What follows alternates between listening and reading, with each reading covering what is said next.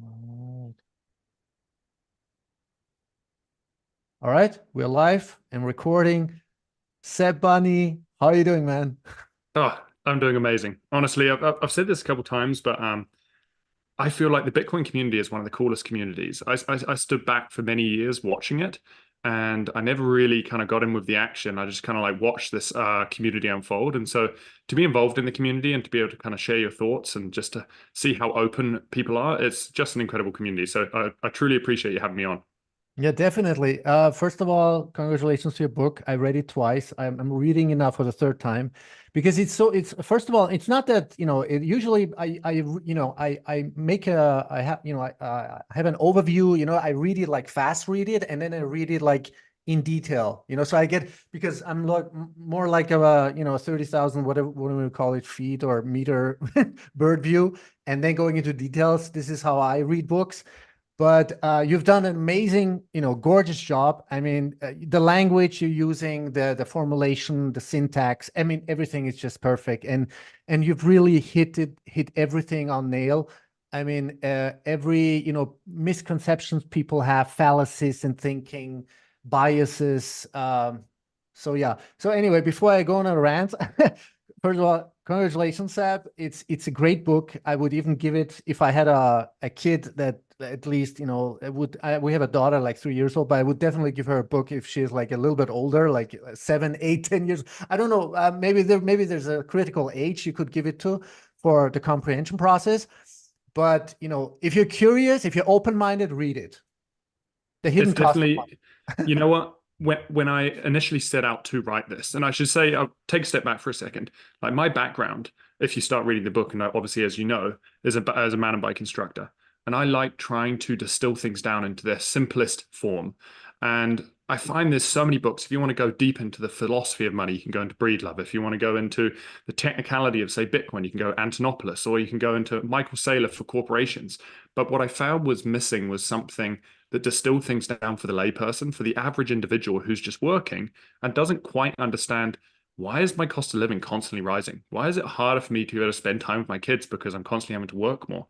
All of these kind of questions that kind of come to the average person. So I really tried to just kind of explain it more in conversational tone for the average individual because I felt as if there was a book missing and that was the book. And so that was my intention, is to try and make it as easily digestible as possible because there's not enough content like that. Okay. Yeah, I totally understand that, what you're saying. Um, One thing, before I just popped in my mind, because there's something in your book, this part where you explain a little bit about your upbringing, how you grew up, and I found it really touching because it shows a lot of not only, of course, emotions, but it shows the motivation, the root, of Mhm. your development, of your mental, psychological, intellectual, cognitive, spiritual, maybe even, development. Tell me a little bit about yourself. I mean, because before we go, talk about the essence of money and the essence of Bitcoin. What is it that what was the pain point maybe in your life where you said, okay, this that also introduced yourself to the path, to the journey of Mhm. understanding, comprehending the essence of money and eventually Bitcoin. For sure. So I would say, well, very early on, we are a product of our environment naturally. And there's kind of three main kind of stories that I touch on in the book, and there's many others. But in general, these three main stories kind of help, they're pivotal in me kind of understanding that something may be wrong. And so the first one, and I should also quickly just preface that by saying, this wasn't in the moment, because some of them are when I'm very young. It's more looking back on these things, and in reflection, you start to realize, huh, I didn't realize how money kind of wove into this area and started actually impacting how I interact with others or how I impact my job and whatnot. So the first one was my parents separated when I was around 5 years old, and we moved back and forth across the world twice. And what I really came to realize is that my mum had to work full time to be able to support us and put a roof over myself and my two brothers' heads and to be able to kind of put food on the table. And because she was having to work to be able to support us, what you start to realize is that I may have not had, to be honest, I didn't necessarily feel like I had my emotional needs met as a child, and that's no fault of my mum. That's she had to work to be able to support us and feed us. But that meant that the money, because she had to work, she wasn't able to meet our emotional needs, which meant I look to my peers a lot. But when you're growing with your peers, you're exploring the world together. So you don't have that like kind of moral compass from which to ground with, which is your parents or your elders. And so I had a lot of questions when I was growing up as to like, who am I? Like, what are my needs? Because at the moment I'm trying to fit in. I'm not necessarily trying to figure out who I am. I'm simply trying to fit in, trying to get along, trying to build friends.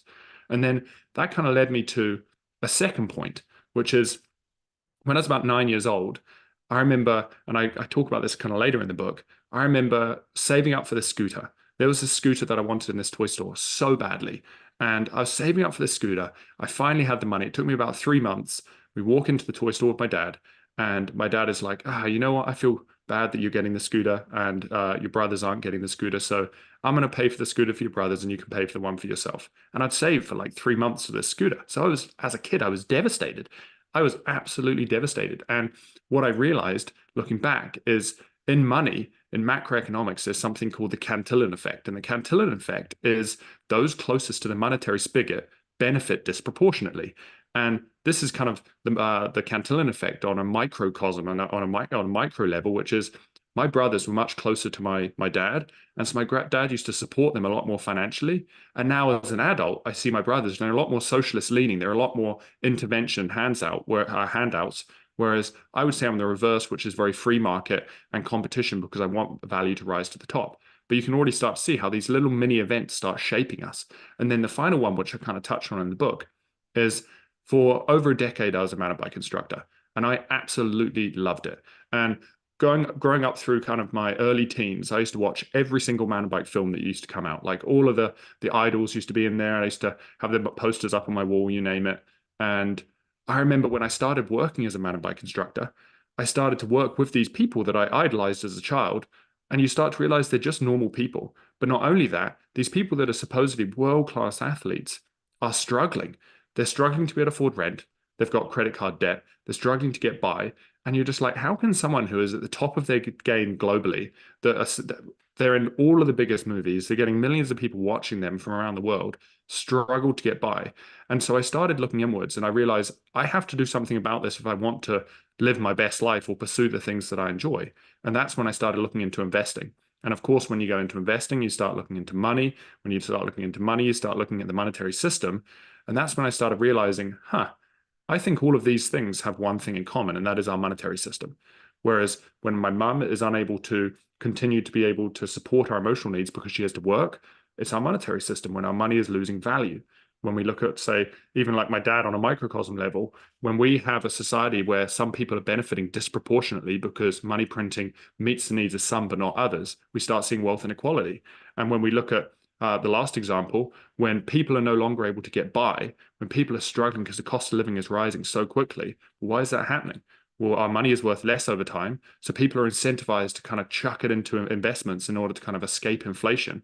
And so house prices start skyrocketing, cost of living starts skyrocketing. And so you can start to realize there's a phrase I use in the book a lot. And that phrase is everything is downstream of money. When you start tinkering with the money, it starts to impact all of these other areas. And so that may give a little bit of a background as to kind of who I am and how my personal experiences have shaped how I see money. Because, and the last point I'll say is, I feel really lucky that I'm not an economist. I didn't go and study finance or get an MBA because I think that I've been able to look at the world as it is, as opposed to someone telling me how the world works. And that's kind of, I hope, allowed me to remove some of those filters. And that's what I've tried to talk about in the book a lot. Wow, thank you for sharing that. That's fascinating. Your background and your story. That's why I wanted you, in your own words, to elaborate a little bit on this because I think it touches on many levels.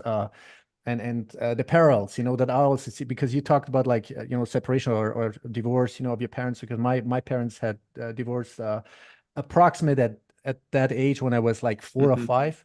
So, so we have a lot of, what do you call it, like parallels or common ground here. So Seb, yeah, you talked about the Cantillon effect. Do you think we are at the peak of of pain point? Like what I find interesting is that I mean, I have my suspicion about Milei, Javier Milei. How to pronounce his name? The president. I mean, I find it still amazing that he won, but I still have somehow my suspicion bringing in, I mean, I don't want to go into all these, points because, yeah. Anyway, but one point is definitely valid is that he brought in some ex I don't know, was it like ex JP Morgan Hmm. bankers or Goldman Hmm. Sachs central bankers, something like that. I want to have your thought on that too. But what I find interesting is that he for the first time, I mean for the first time, but on a mainstream level, he started talking, explaining the Cantillon effect on a TV show. Did you get that? Like No. you have to read the English subtext, or maybe it was translated in Hmm. synchronicity. But I find it interesting that for the first time, a huge number of people are exposed to the definition and comprehension of what is the fucking Cantillon effect. So I applaud that you are also like explaining this so thoroughly in your book, and what ramifications, what consequences out of this. And what I find, sad and tragic is that people, and this is the substantive problem we have with people, or our environment, whether it be friends, family, colleagues, neighbors, or the environment we're dealing with, is Hmm. people, the masses are so, or have been so, I mean, including myself and everybody. But someday we woke up, through different rabbit holes, dumbed down, indoctrinated, brainwashed, put programmed, with fear. And I think these are, let's say, layers of reasons why people cannot wake up, Hmm. and then they don't have the time, to do their own research. They are bombarded with this stupid, mainstream propaganda, lies, fabrication. So yeah, this is what I mean. You're giving with this book, I think, a really thorough, emotionally touching, but very, very comprehensive, factual, evidence-based picture, which Hmm. sometimes I'm having a hard time, describing, the comprehension process that people have. It's like a psychedelic process, you cannot, translate it into words, but you know exactly what I mean. Hmm. So again, a great work, Well, seriously. and it's interesting because you bring up some really good points. And the first one is, I think that our system, intentional or not, and it's tough to be able to tell, our system, because we are seeing inflation, increasing inflation where our cost of living is rising, which means it's extracting more and more of our time. What that means is we don't have as much time to be able to actually assess the content we're consuming. So it's far easier to fall into these controlling traps where we've got an authoritarian, totalitarian government. And an interesting point that I mentioned very briefly, but actually I think it's a really profound point, is this fact that pre-1980s, if you'd looked up the definition of inflation in the dictionary, it would have said inflation is a rise in prices as a result of an expansion of the monetary supply. What's interesting is post 1980s, the government changed the definition, and the definition went to inflation is a rise in prices. And the reason why they did that is because Biden or whoever can stand up in front of its populace and say, our biggest threat is inflation. We need to fight inflation, as if inflation is this beast that we need to slay. But the reality is, if you want to stop inflation, you just simply stop printing money. And so I think it's really important to mention that, because I think a lot of people don't necessarily realize, to your kind of early point, there's so many things, whether it's the Cantillon effect, whether it's inflation, people just think money is this beast that they're trying to tame, but they are the money. They're controlling the money. It's not this beast we have to tame. If we want a more fair system, we can create a more fair system overnight. And I think it's crucial for people to understand kind of just the ins and outs of how our monetary system works, because I think it would change how we perceive the world around us. And that's where, even just with the book, I don't think when it comes to, say, something like Bitcoin, I don't think we can actually understand the benefits of Bitcoin and the solutions that Bitcoin is offering until you actually understand what's wrong with our current monetary system. I thought it was great. You get ease of use, you get transactions when you want. Banking is essentially free in most countries. And it's just like, oh, well, I would say most of those are actually problems, not benefits. Exactly. And I mean, I find it great that you also reference, some of my, also favorite authors, such as Safina Moose, I think, Jeff Booth. I'm a Hmm. huge fan of him because, I mean, he's such a system critical thinker, Jeff Booth. He just sees and comprehends, the much, much bigger picture, and the like zoom out and understand, you are within the system. You're still thinking and comprehending things and analyzing things within the system. Hmm. And I think more and more people and experts, macro experts, are also, I think, in their interviews, in their explanations, also, emphasizing this fact. I think one of them is Preston Pishin recently. But what do you think about? I mean, or how would you explain to my to my audience or to anybody, like why is the power of a deflationary money such? I mean, Bitcoin with its absolute scarcity and immutability and all the monetary properties that we could have ever dreamt of for the first time in human history. Why? First of all, it's important to understand the problems, the cause, and the consequences, and how we've been suffering as humanity without actually knowing it. Everything that's been stolen from us, not only monetarily, but especially what I love is the technological aspects, and not just this whole AI digital. But I'm like talking, and I've talked a lot about these issues with Jeff Booth. I'm like, how much have we been stolen from? Energy, transportation, propulsion system, healing. At least in that last hundreds of years. And then going to the other extremes, like what kind of potential does humanity have? It's like, people do not, as if people think maybe they haven't. Sometimes I'm really thinking, do people think they don't deserve maybe a much, much better life, work less, but then do the things they really love to, they are chosen to do, or it's maybe the mission to do things. And maybe finally, we can work, totally voluntarily with passion and love, maybe 5, 10, 15 hours per week, and the rest of the time, we do things, we bring ourselves into society, into civilization, and this is how we thrive, how we prosper. Do you know where I'm going with this? No, and what I think is fascinating is the analogy that kind of comes to mind, actually, and I've never really thought about this, is you can think about it even just as in our diets. So many people get so used to eating processed food, like food that is, I would say, far less food and more just chemicals and toxins. And so because it's a slow incremental increase in our diet, we don't really notice how it's making us feel. And so we can't imagine when we see others who are kind of bounding around, doing exercise, spending time in the mountains, they feel like they can swim forever, run forever, you name it. You're just like, that's just an anomaly. And you just you don't even question it.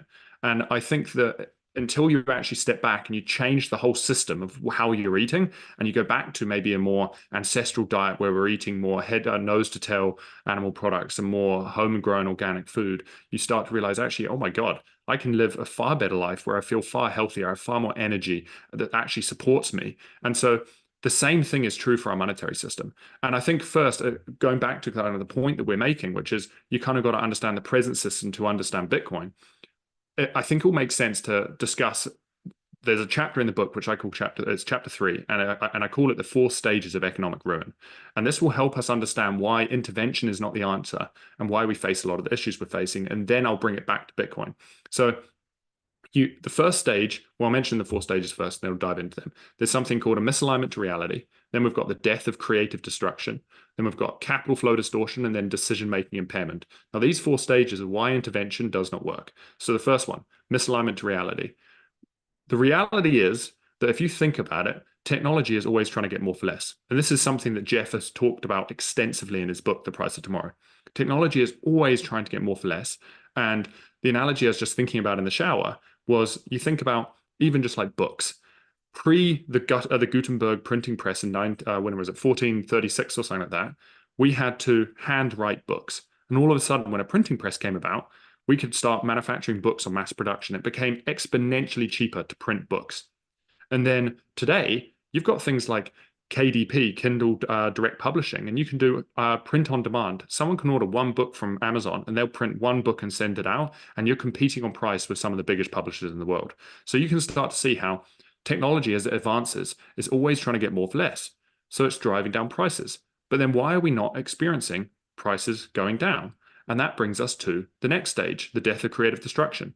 Now, if you think about a business in our current world is always trying to grow, grow, grow. So it starts taking on debt to be able to fund operations. As it starts taking on debt to be able to fund operations, if prices were falling in the long term, then that means its margins should slowly be squeezed over time. That means its profit should be reducing over time unless it is growing. And so all of a sudden, if you've taken on debt, it's very easy when prices are falling for your debt to become overly burdensome and for you to collapse. So then what does the government do? The government steps in. The government steps in and starts intervening by printing and injecting capital into society. And by doing that, it starts supporting up these businesses that otherwise would have failed, the businesses that are not actually offering value in society. Because if you're not offering value in society, if you're not able to fund your expenses because you're either not offering a product that people want, or you're being fiscally irresponsible and taking on too much debt, then naturally in a free market, you would wither away and someone who is offering value would rise up.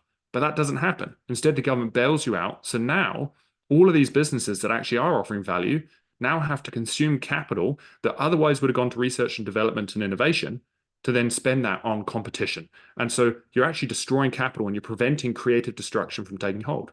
You're not allowing value to rise up because you're supporting businesses that are actually failing. That leads us to the third stage, capital flow distortion. If people naturally in a free market, they spend money where value is being created, then naturally capital is always going and flowing towards where value is being created in society. On the flip side, if we're supporting all these businesses that should not be alive, then all of a sudden we're seeing a bunch of capital propping up businesses that are not actually offering value to society, that are not being fiscally responsible. And we're seeing this over and over and over again. In 2008, in 2020, we've seen it in many of these kind of depressions, recessions. The government is stepping in, bailing out companies that have proven that they've not been able to manage their balance sheets. And so this leads us to the fourth stage, which is decision-making impairment, which is if we don't know what a free and unimpeded market deems as valuable, if we don't know what companies should or should not exist, and if we don't actually know what the actual risks in our economy are because the government continues to step in and intervene, then how can we make decisions that are going to help protect our future, build security, help for prosperity? So ultimately, when we start intervening, we actually start impairing our ability to see the world as it really is. And you can think about it as like, I came across this analogy the other day. It's kind of like when you've got a knock in the car, like you're driving along and there's something knocking or something rattling in your car, and you turn up the radio. And it's just like, cool. For the meantime, it's disappeared. And then you come across it again, it's a little louder, you turn up the radio. That's all we're doing. Every time we're intervening, we're just turning up the radio and we're masking the symptom in society. And so what is interesting is now let's look at that from a Bitcoin perspective. Now, this misalignment to reality where technology should be driving down prices, if we have a fixed amount of units, so if we've got 21 million potential Bitcoin and that is all that there will ever be, then that means that as technology advances, as productivity increases, because you cannot devalue the currency, that means actually costs should fall over time. So if costs are falling over time, then it becomes easier to get by. And the one that actually I think is so fascinating is in money, there's something called the three functions of money. That is a store of value, a medium of exchange, and a unit of account. Now let's forget about these other two for a second and focus on a store of value. So money, naturally, like a battery, you want it to be able to store your value over time. If you go into the grocery store and you buy 3 AAA batteries, and then you go and store them in the cupboard, and then a year later you're like, the TV remote's died, I want to go and use one of those batteries. You don't want that battery to be half empty. It's annoying. And that's how our money works today. Our money over time, when we go to use it, a year or two later, there's been 15-20% inflation. We've lost 20% of the energy of our money. And so with Bitcoin, the opposite is true. And I should say, when money no longer serves as a store of value, people still want to store that value somewhere, but they're just not going to store it in the money. So what are they going to do? They're going to go and flood into things like real estate. They're going to flood into equities. They're going to flood into bonds, all as a way to protect themselves from inflation.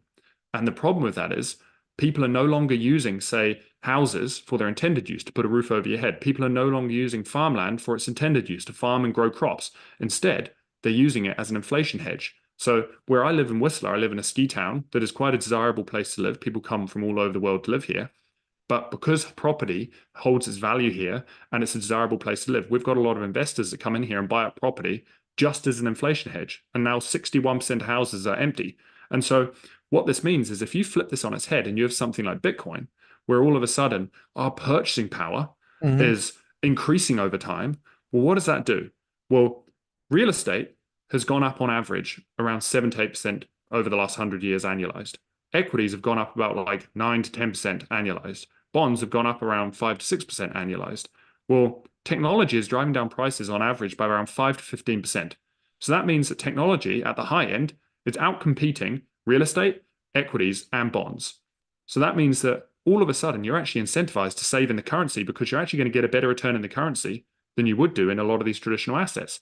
So all of this money floods back into the currency, which drops the prices of real estate, drops the prices of equities, drops the prices of bonds. And this also means that if real estate and things like farmland are now accessible to the average person because they've lost 90% of their value because capital has flooded back into the currency for saving. Exactly. And that's Yeah. supporting the average person. The average person Yeah. can now go and purchase a house and put a roof over their head Yeah. because the monetary system supports that. So we And become in alignment with people. and real estate would go finally, to its essential, what do you call it, utility function. Hmm. Hmm. Right. And then we would have much, first of all, we would have, all these overpopulation, what fear mongering, porn mongering, of we have too many people. No, I mean, we could have then, first of all, we would real estate, and housing would go to its essential utility function, and then we would have more innovative living, housing, heating, and then eventually transportation. So, we could have easily 30 billion people on this planet with no problem whatsoever, Hmm. and people would thrive and prosper and nurture themselves with super organic food and everything else. I'm just No, jumping ahead.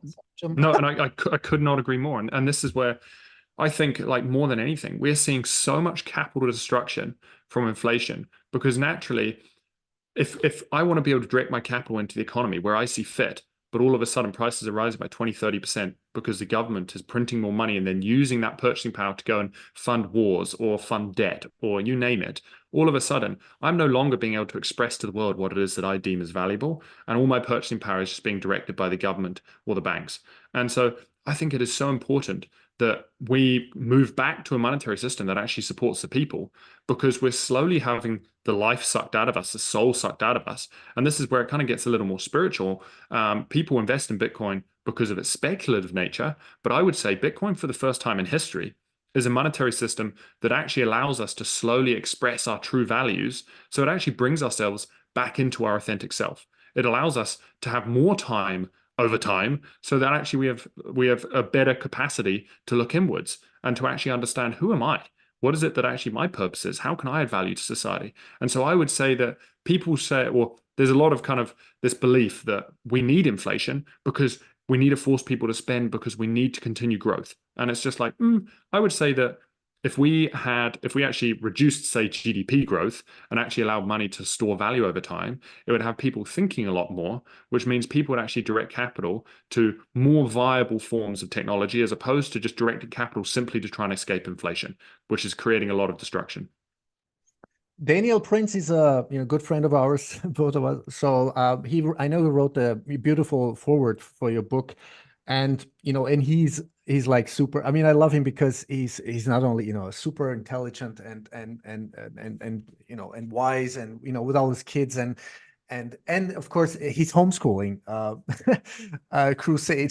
So I'm a huge fan of homeschooling, and I was just thinking, God, once we finally reach that point, because we are already thinking ahead, like what are we going to do with our daughter, because there's not so much Mhm. offer, and we don't live like we live on top of the mountain somewhere here in Austria, and there are not so many offers or alternative options. I mean, there Mhm. are, but then much further away. But that would be great if more people, or people who have the resources and the energy and the capacities and the brains, to get them together and start homeschooling on all different levels. Will it be practical things to build, or technology, or science, or Mhm. and this is how we generation wise can catapult ourselves into really an evolutionary civilization.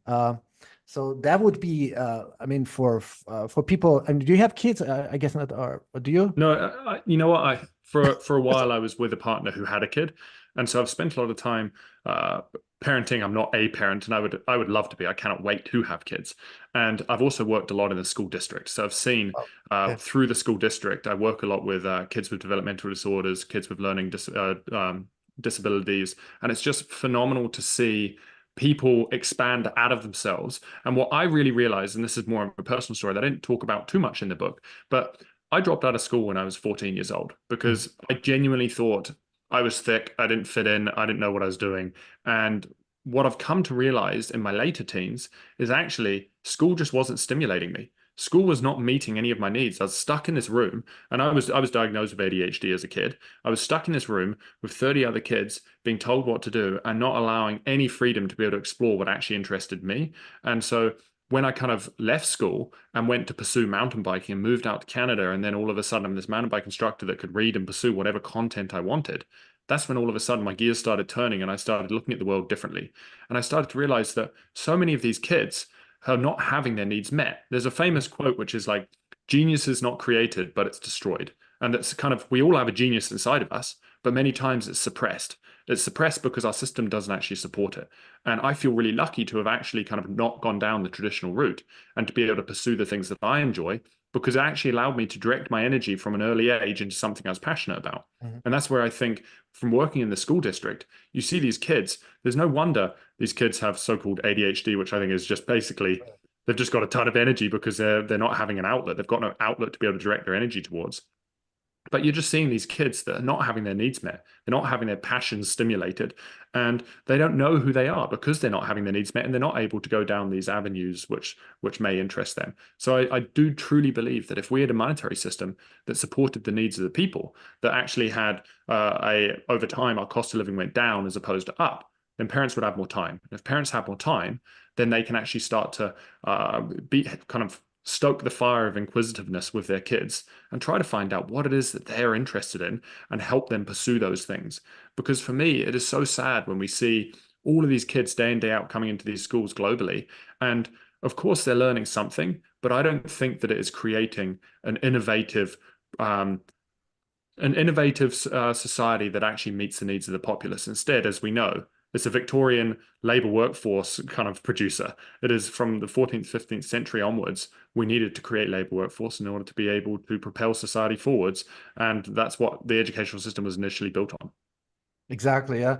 And, I mean, it makes me happy that more and more parents, not enough, but more and more parents are waking up, whatever topic it is, would it be vaccines? I'm a total anti-vax. I mean, we are total anti-vaxxers. I mean, the people are like starting, this discussion like, oh, I'm not an anti-vaxxer, but, we are I mean, the overwhelming evidence now, and the facts and that have come to the surface now, all the studies, everything that's just a testimonial, insider, whistleblower studies, it just, it doesn't matter what, but people, I think, are waking up, especially parents, and they're, because I went to a sort of called elite school, and decades later, like waking up, and especially after watching this documentary, I think it was in an Austrian producer or filmmaker. It's called Alphabet, and that really woke me up. The difference between system indoctrinated students, because the system does not want you to question anything, right?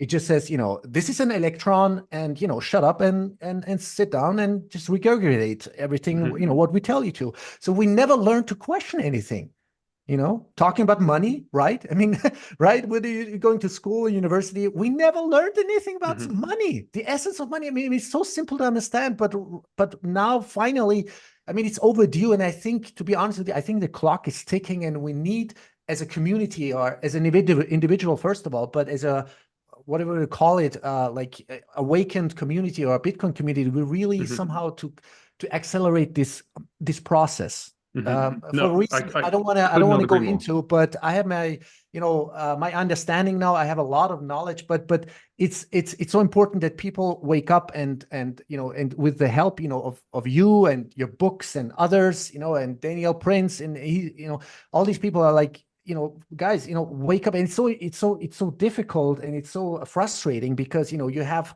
family, right? And everybody can tell a story about this. You have friends and family, and they're like 99% you can't talk to these people. It's, I mean, you don't know what to talk about, and if you talked about it, you have to put on like silk gloves and maybe plant a seed, and maybe a year or 2 years later, unfortunately, by that time, a lot of things, whether it be the fucking vaccines or mRNA, I'm like, we told you so, but we don't want to tell you that we told you so, right? So, yeah, I'm sorry, I'm going on a rant here, but it's this is what we are dealing with. We are dealing with a huge, problem of I don't know, cognitive dissonance, rationalization, brainwashing and Mhm. programming, and then you've got this so many exogenous factors, right? You've got the geopolitics, macroeconomics, false flags, the pedophilia system. I mean, it's mind blowing. But people, Mhm. I think,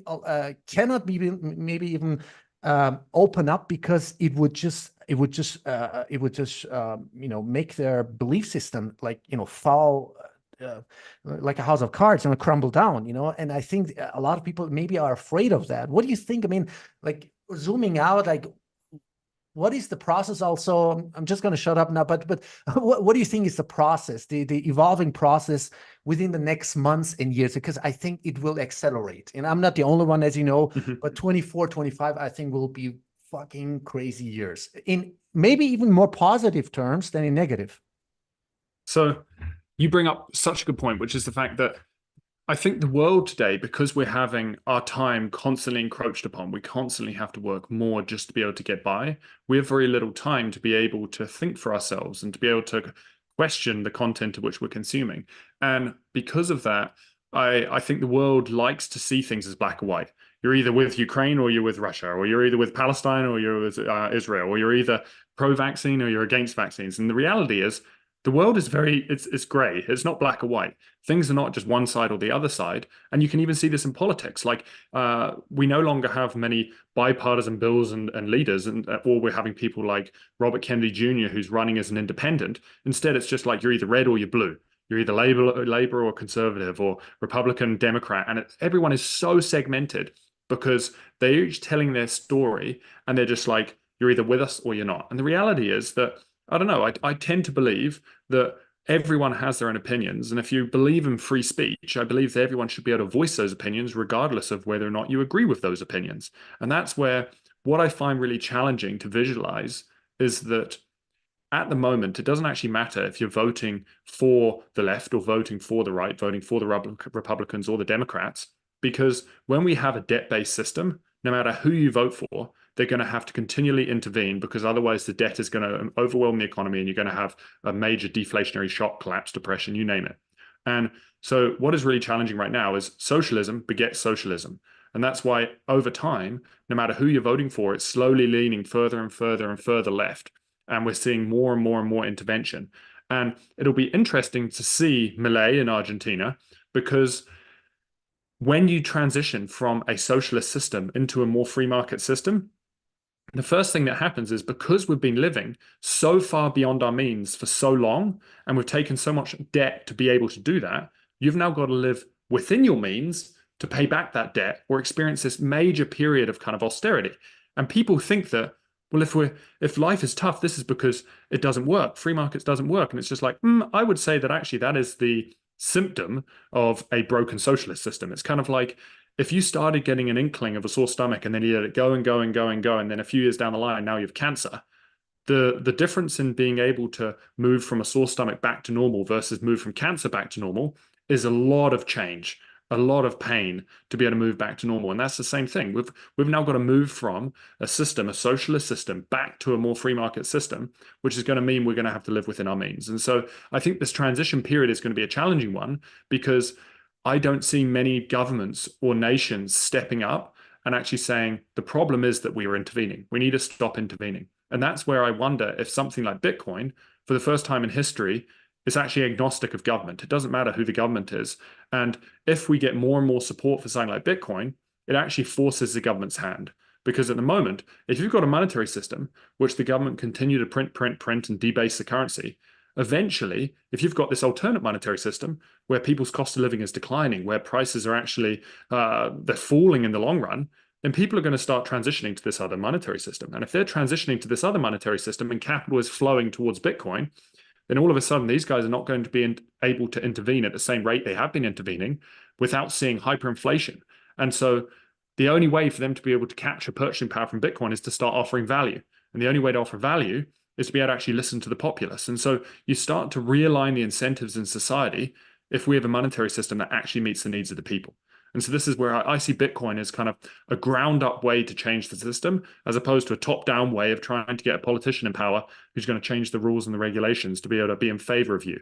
Because the challenge is, it doesn't actually matter. Let's just say hypothetically, we had someone like Robert Kennedy Jr., who I think would be a phenomenal president, step in and say, we want Bitcoin to partially back the central bank. We want to kind of put in much heavier mandates on, or heavier regulation on, say, vaccines or something like that. And I think that in this situation, all of a sudden, we could have a few prosperous years, but all you need is one left-leaning government to step in and all that's gone again. And so it doesn't really matter who the politician is. That's where I think it's really important to be able to actually build out a system that supports the individual and then actually creates the incentives for the politicians to act on behalf of the populace, not the other way around.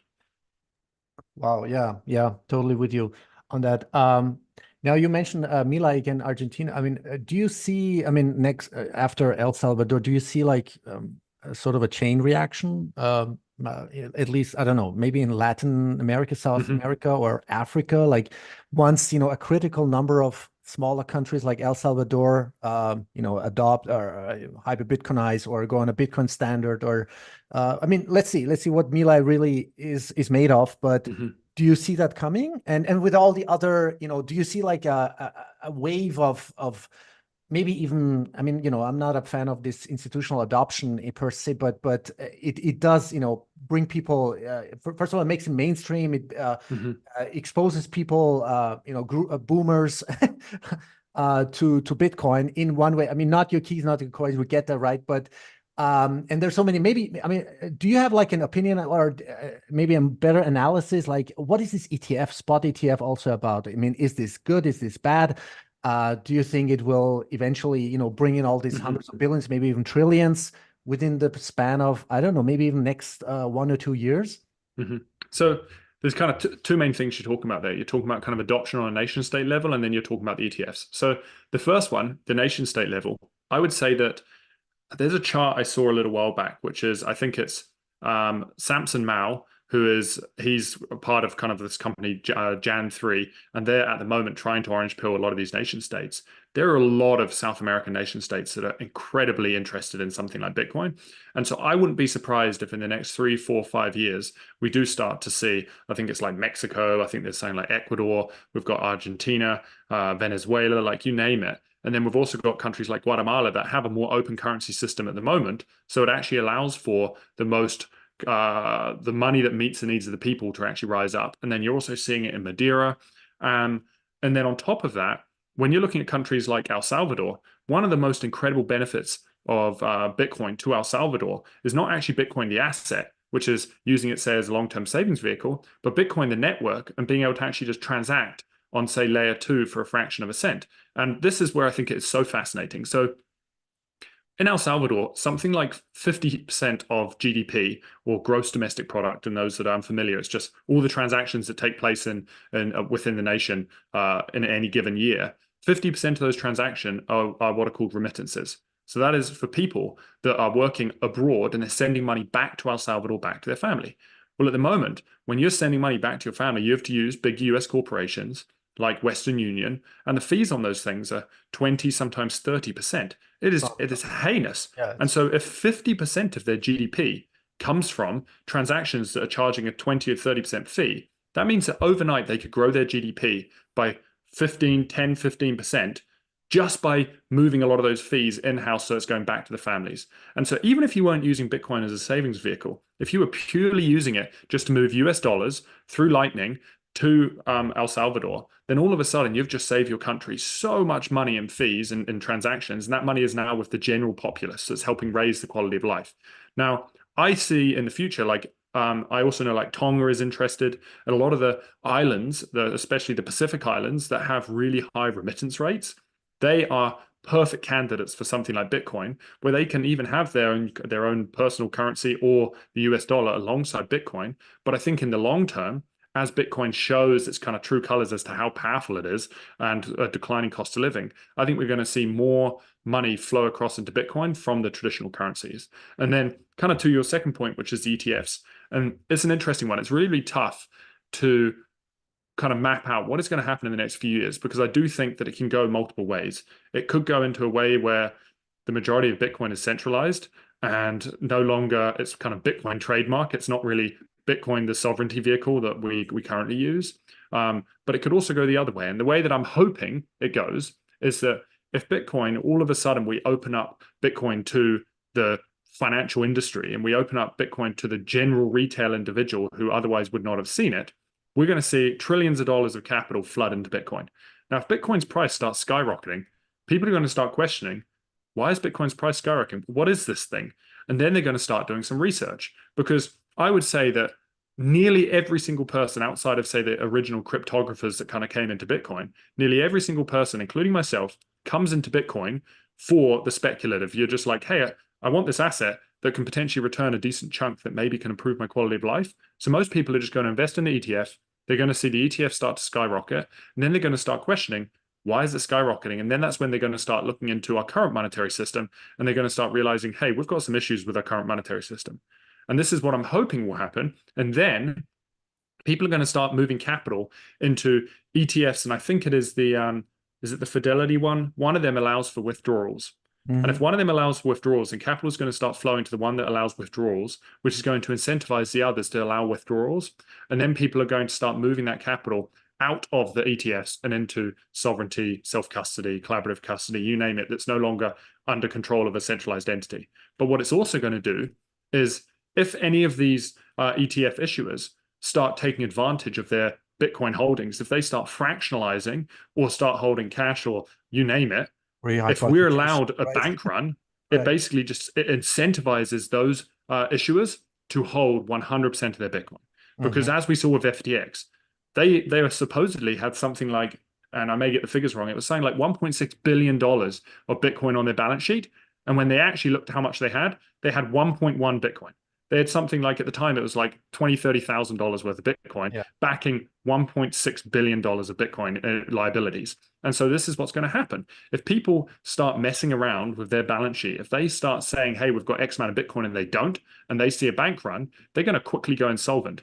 So in the end, it actually creates a system whereby they're actually incentivized to not fractionalize their system, not take advantage of their customer. And so I see it in a few different ways playing out, but it's tough to say which way that will be. You mentioned the price, going, maybe might be, exponentially going up. I mean, the thing is that I thought is that, of course, we have to think of in terms of purchasing power, but by the time, and that could easily happen because there are so many factors and parameters playing simultaneously, internally, whatever, geopolitical, macro, and then loss of the trust, right? The essence. What if the trust is like gone, or the accelerated de-dollarization, or and everything, together, with maybe false flag here, war there, and then the BRICS. I don't know. I'm not expert on all these fields, but I'm having this notion that, or this suspicion that if everything plays together, by the time you see that number, that price go up to whatever, million, 10 million. I mean, what's the dollar? What's the euro? What's the fiat going to be worth by then? This is my thinking. But I don't know. What do you think? I mean, do you think by the time, I mean, it could easily, jump, to 100,000 and then exponentially faster. But I'm like, but with what loss of purchasing power in euro terms? So by that time, then finally Jeff Booth is going to, clap his hands and say, okay, now you got it, right? Now you're thinking in the unit of account of Bitcoin, right? So this is the prices are going down for everything, right? Starting from real estate to whatever. So yeah, this is my just 2 cents. And it's so challenging because there's something we always talk about, and if you're in the Bitcoin community, you may have heard of it. There's something called Gresham's law, which is bad money drives out good. And the premise behind this is that given that any retailer, given that any merchant kind of has to accept, say, the Canadian dollar or the US dollar or the euro, because it is legal tender, naturally people are always going to give up the poorer form of money. So bad money, people start using the bad money and hoarding the good money, so that basically the bad money drives out all the good money. And we see this time and time and time again. And this is a result of legal tender laws, because legal tender laws mean that the retailer or the merchant has to accept the poorer form of money. And why would I give up gold? Why would I give up Bitcoin? Why would I give up these kind of precious metals if I can give up my dollars, which are basically losing value over time? But what's interesting is, what a lot of people don't talk about is there's another law called Thier's law. And Thier's law is, in a free market, the inverse is true. If there's no legal tender laws saying the merchant has to accept a certain type of currency, well, naturally, if you're a grocery store, if you're a mountain bike cycling shop, and you want to kind of receive kind of money from your customers, what are you going to accept? You're not going to accept the poorer form of money, because why would you accept a currency that's losing value over time? Exactly. You would request the better form of money. Yeah. And so what I think is interesting is that if we didn't have legal tender laws, I would say that fiat currencies would no way near be in the same position they're in today. The only reason why they're in that position is because they've been forced upon us through the legal system where we have to use them. And so Bitcoin would be a lot further along on its journey if the merchants, if the retailers were able to accept it, and people, they could refuse Canadian dollars or US dollars. Yeah. I'm a huge advocate and fan of this, what do you call it, circular economies. And, there are initiatives that are taking place. I think BTC Sessions, Ben Tyler, I mean, he started this initiative, which I find just great. And, for example, I mean, around the corner and down there where top of the mountain, there's, and then down the street, there's a guy who changes tires, what do you call it? And just by coincidence, or more or less, and we found out that he accepts Bitcoin, and now I taught him, how to, download another wallet so he can accept Lightning, because he was just, I accept, he just wanted to, and he's actually more or less an OG, of a Bitcoiner. So, and I want to push that, and I want to, maybe, go to merchants, go to smaller, maybe small, mid-sized businesses, and it's like, hey, the time it's overdue. The pain point is reached. People, you don't need to. I mean, of course, if you go to South America, to hyperinflationary countries, people get it. You don't need to explain to them. But now I think people are like, there's something going on, right? So, do you think that, and maybe Peter Young of Free Private Cities? Yep. Have they renamed it, rebranded it? I think renamed the title Free Private Cities. It's called something else. I think it's just called Free Cities now. I think it's just Free Cities. Yeah, he's great. I met him in person. He actually visited us, a couple of years ago. So he stayed at our house. It was just amazing to have, deep dive talks with him. So I think, if all these things maybe accelerate, and we have like all these super decentralized circular economies and free cities everywhere, simultaneously, parallel, to all the hyper Bitcoinizing, whatever, El Salvador's, whether it be in Latin America or in Africa. I think this will just catch on as a momentum, and then it will just increase and then multiply by orders of magnitude. Is that something we can see? It's, it's a really tough one, because I was talking to one of my good friends. His name's Scott, and he lives in the interior of BC, about 5-6 hours from me. And I was just spending a bunch of time with him. And he owns a company called Block Rewards. And Block Rewards is all about kind of like benefits and pensions and payments in Bitcoin. So if you were, say, working for a company, you could request they sign up to Block Rewards and they pay a portion of your wage in Bitcoin. Now, what is interesting is that if we are going and using merchants, the challenge that we currently face in most Western nations is that because Bitcoin is deemed property, when you go and purchase something, that's now a taxable event. And so if you have purchased Bitcoin, let's just say hypothetically, you purchased it at 10,000 US dollars, and now it's trading at 42,000 US dollars, and you go and purchase a coffee, well, not only do you have to pay for the coffee, but because your Bitcoin has gone up, what is that, like 300%, you've now got to also pay the capital gains tax on, if you bought a coffee for $4, you've got to pay capital gains tax on $3 of that $4 on top of the coffee that you've just paid. So it becomes, if you're following the system to a T, it becomes prohibitive to actually use Bitcoin day to day with merchants, because we're not actually incentivized to use Bitcoin. It's not treated as a currency, it's treated as property. And so this is where, when I think about how do we kind of onboard more people, how do we gain more power in the current system, what Block Rewards is doing is fascinating, because if employees are going to go to their employer and say, hey, I want to be paid a portion of my wage in Bitcoin, all of a sudden, that employer can simply sign up to something like Block Rewards. It doesn't take a whole new point of sale system, a merchant system, to be able to have a front end that may barely get used. But instead, all they have to do is sign up to this system and pay a portion of their employees' wages in Bitcoin. And if this starts catching on, then all of a sudden, you're going to see lots of corporations that are starting to become pro-Bitcoin because their employees are demanding it. And then if those corporations are pro-Bitcoin, they're going to lobby in favor of Bitcoin on a government level. And so this is where I think that, like, let's just say you've got something like Microsoft, and you start seeing hundreds, if not thousands, of Microsoft employees demanding to be paid a portion of their wage, 5, 10, 15% in Bitcoin. Microsoft is all of a sudden going to be like, well, we have to support our employees. they're going to start becoming much more pro Bitcoin. We're now going to have lobbying on our side. So I think that you can also see this ground up approach happening through even just requesting employers pay a portion of their wages in Bitcoin. That's just another way that Scott had opened up. And strengthen incentives, right? I mean, this is, and then it's just a self-lobbying mechanism. Wow. Amazing, phenomenal talk. I wish I could, we could talk for hours. Seb, where can people find you? Again, your book, The Hidden Cost of Money, with the subtitle. I forgot the subtitle, to be honest. It's like, what is it? How financial, actually, I think I got the book. Wait, no, I don't have the book. Forces. Oh, yeah, I do. Yeah, how financial forces shape our lives and the world around us. There you can see the book right there. Yeah, awesome. And no, if you want to find me, so about 2.5 years ago, 3 years ago, I co-founded a educational platform with Greg Foss and my business partner Daz B and a few others. Yeah. And so we basically, our whole goal before I wrote this book is we want to try and make financial literacy, macroeconomics, and Bitcoin content accessible and easily understandable for the average person. So the majority of all of our content is free. We have a bunch of free courses that look at macroeconomics, financial literacy, Bitcoin. So you can find that at lookingglasseducation.com.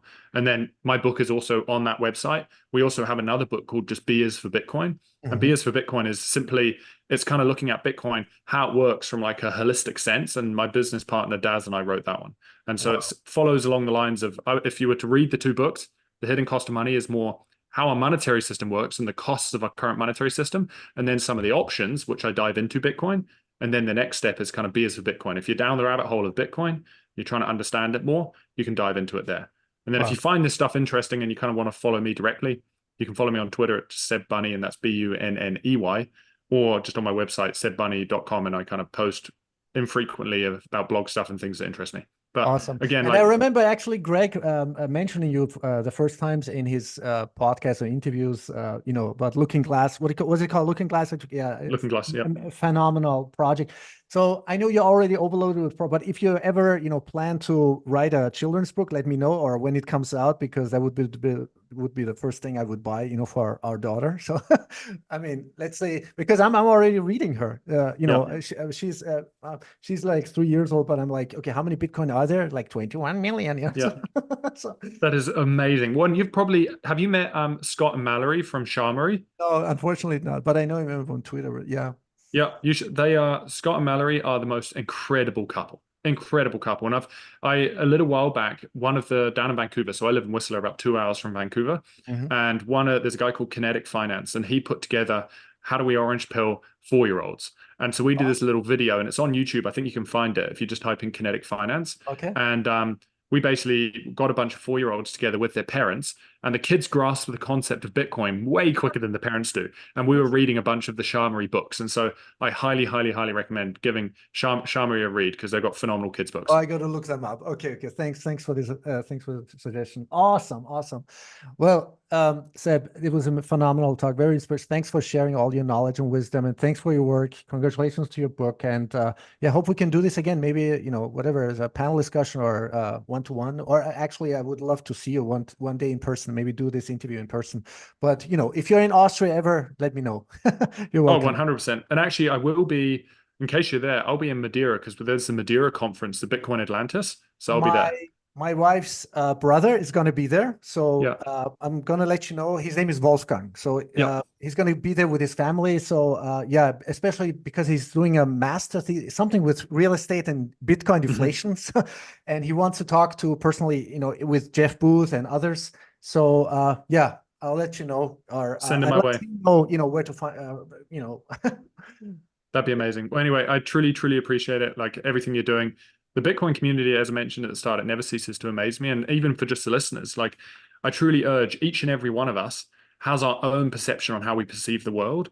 And so I think it's so important just to share that. And so even with this podcast, I appreciate you sharing your thoughts and how you view things as well, because many times the podcast hosts just ask questions. So it's awesome just to hear your thoughts as well. No, it was super interesting and phenomenally inspirational. Well, again, Seb, thank you so much, and take care. Hope to see you soon. All right. You too.